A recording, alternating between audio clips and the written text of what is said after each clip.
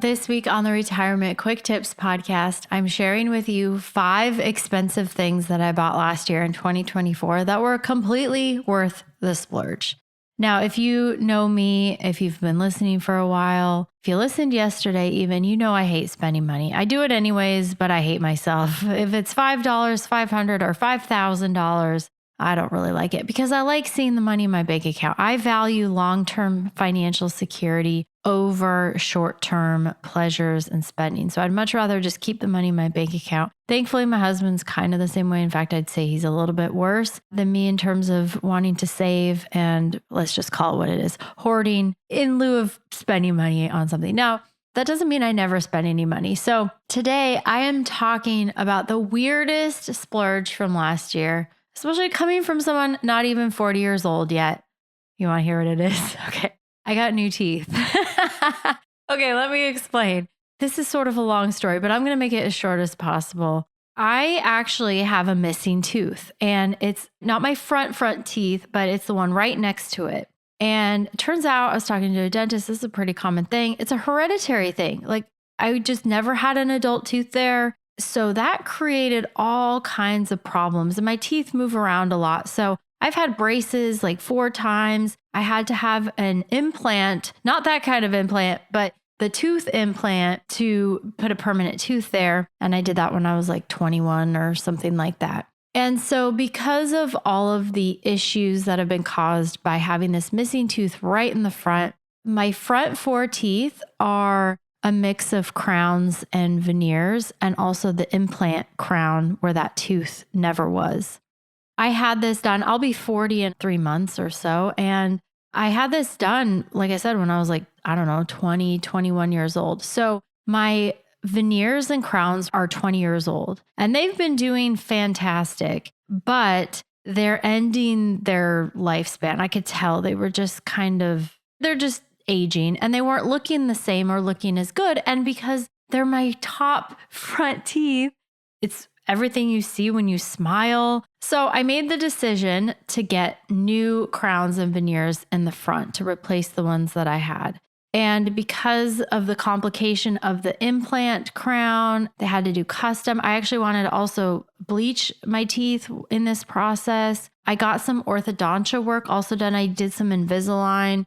So it was a whole shebang. And I actually started this process with the Invisalign a couple of years ago, but I finally moved forward with getting the new crowns and veneers. And I still don't have my permanent teeth in or my permanent crowns and veneers. I actually have like temporaries in right now, and I have for the last couple months. So my husband calls them chiclets. It's not even done yet, but I had to pay for it all up front. I had to pay like 50% to start and then 50% before they got too far in like ordering the crowns and stuff. Altogether, I'm only counting the crowns and veneers, not even the Invisalign, which was another couple $1,000s, but I spent that a couple years ago, so I'm not counting that. But it was like $12,000. It was one of the most expensive things. And because it's an elective thing, it's not like my veneers. I think insurance will only cover it if it's like actually broken. So I told my husband, I was like, I got to do this. I'm going to have to do it eventually. I want to do it now. I want to do these other things. I want to whiten my teeth. I want it to look pretty so that when I'm 40, my teeth don't look like I'm 80.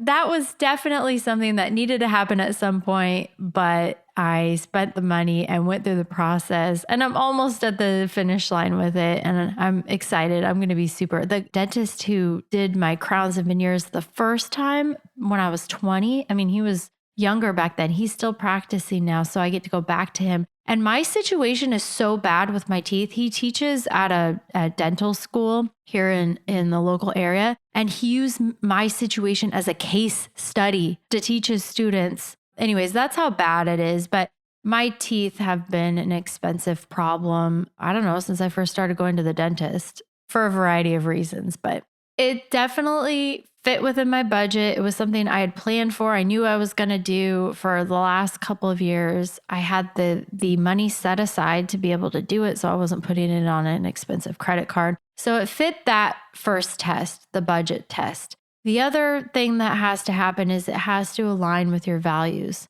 You know, the theme of this week is expensive things I bought that were worth the splurge. Well, to be worth the splurge, they do have to fit that 2-part criteria. Does it fit within your budget? Yes. Does it align with your values? Yes. I would say for things related to health and wellness, there's a wide spectrum here, but teeth are like a pretty basic. That's like table stakes. You don't want bad teeth or teeth that offend anybody. If these temporaries fell out, I would not be able to leave the house until I could get it fixed. The dentist wanted me to, he's like, you need to look at your teeth right now. And I'm like, no, I can't do it. I'm not going to look at what when the temporaries were removed. Cannot do it. Cannot do it. I'm not looking.